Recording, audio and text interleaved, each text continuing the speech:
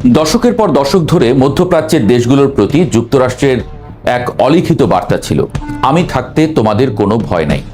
দেশগুলোর সেই ভরসায় বুক বেঁধে কোটি কোটি ডলার ঢেলেছে মার্কিন অস্ত্রে, মার্কিন ঘাঁটিকে জায়গা দিয়েছে, ইসরায়েলের সঙ্গে স্বাভাবিকতার পথে হেঁটেছে। কিন্তু ইরানের সঙ্গে যুদ্ধ শেষে সেই পুরো হিসেবটাই উল্টে গেছে।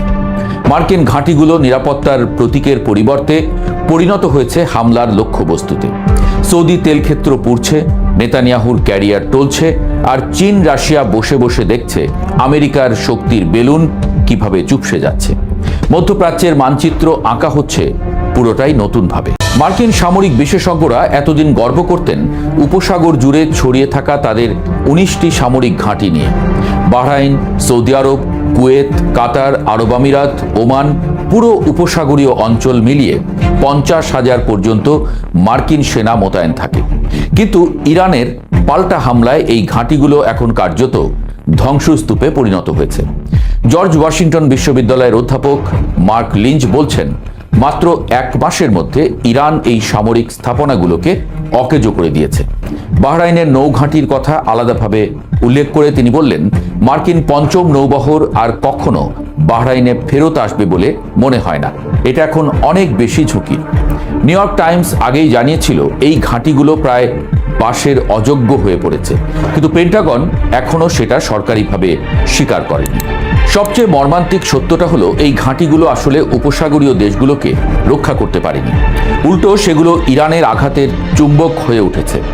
জর্জ ওয়াশিংটন বিশ্ববিদ্যালয়ের আরেক গবেষক শানা মার্শাল এটাকে সহজ ভাষায় বললেন, মার্কিন ঘাঁটি রাখা এখন সুবিধার চেয়ে বোঝা হয়ে দাঁড়িয়েছে।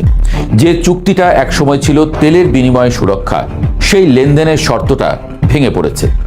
কুইন্সি ইনস্টিটিউটের ট্রিটা পার্সি আরও সরাসরি বললেন, মার্কিন নিরাপত্তার ছাতাটা রীতিমতো ছিঁড়ে গেছে। এমনকি 2 সপ্তাহের যুদ্ধবিরতির চুক্তিতেও উপসাগরীয় দেশগুলোতে ইরানি হামলা সরাসরি বন্ধের কথা নেই, যা এই দেশগুলোকে আরও বিশ্বাসঘাতকতার অনুভূতি দিচ্ছে। এদিকে সৌদি আরবের জন্য ক্ষতির হিসাবটা এখন সংখ্যায় প্রকাশ পেয়েছে। সৌদি জ্বালানি মন্ত্রণালয় প্রথমবারের মতো আনুষ্ঠানিকভাবে স্বীকার করেছে যে ইরানি হামলায় দেশের পূর্ব থেকে পশ্চিম উপকূল পর্যন্ত বিস্তৃত গুরুত্বপূর্ণ তেল পাইপলাইনে হামলা হয়েছে। একটি পাম্পিং স্টেশনে হামলার ফলে দৈনিক প্রায় 7 লাখ ব্যারেল তেল পাম্প করার সক্ষমতা নষ্ট হয়ে গেছে, যা সৌদি আরবের মোট তেল রপ্তানির প্রায় 10%।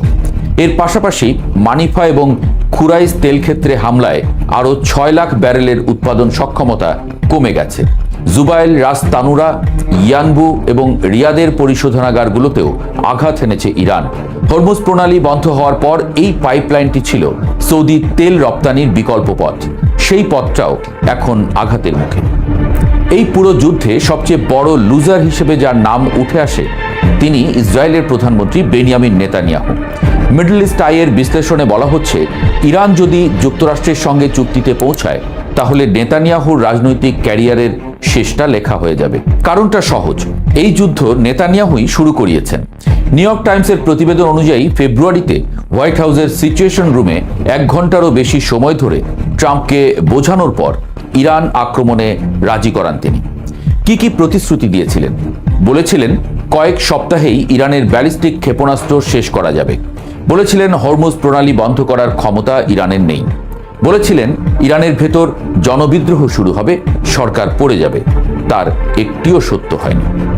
উল্টো 6 সপ্তাহ পরেও ইরান ব্যালিস্টিক ক্ষেপণাস্ত্র ছুঁড়ছে।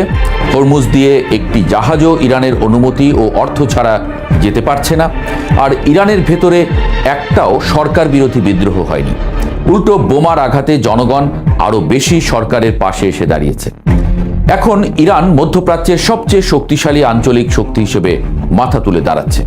যখন নেতানিয়াহু 3 দশক ধরে ইরানকে ঠিক এই অবস্থান থেকে সরিয়ে রাখার চেষ্টা করে গেছেন, ইসরায়েলের হারেটস পত্রিকা এটাকে সম্পূর্ণ বিপর্যয় বলছে।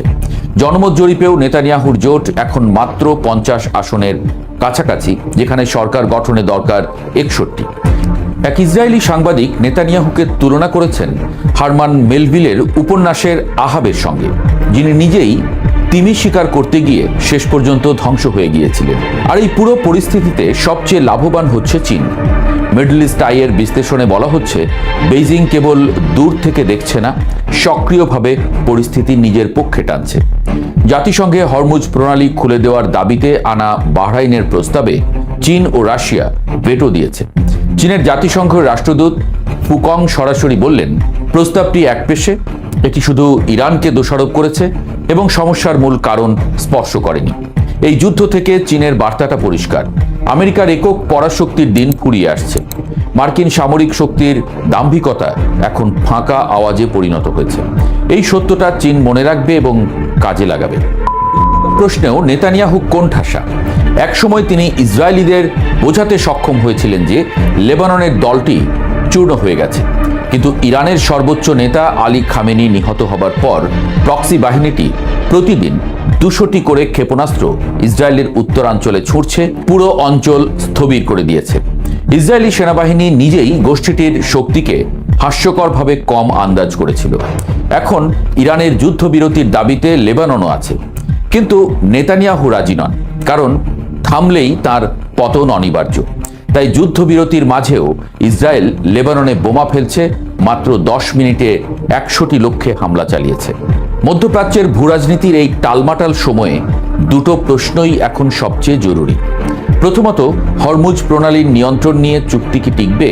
দ্বিতীয়ত, নেতানিয়াহু লেবাননে বোমা হামলা চালিয়ে যেতে থাকলে ইরান আবার কি আঘাত করবে? যদি তাই হয়, তাহলে ট্রাম্পের হাতে কার্ড কি? হরমুজ আবার বন্ধ হলে বিশ্ব তেলের বাজার আরেকবার ধসে পড়বে। ইয়েমেনের প্রক্সিরা এরই মধ্যে যোগ দিয়েছে ইরানের পাশে। লোহিত সাগরে হামলার সক্ষমতা তাদের আছে। সুয়েজ খাল পর্যন্ত যদি সংকটে পড়ে, তাহলে যে বৈশ্বিক অর্থনৈতিক বিপর্যয় আসবে সেটা কল্পনা করাও কঠিন। এই যুদ্ধে আমেরিকা বুঝে গেছে, সামরিক শক্তি দিয়ে সবকিছু সমাধান হয় না।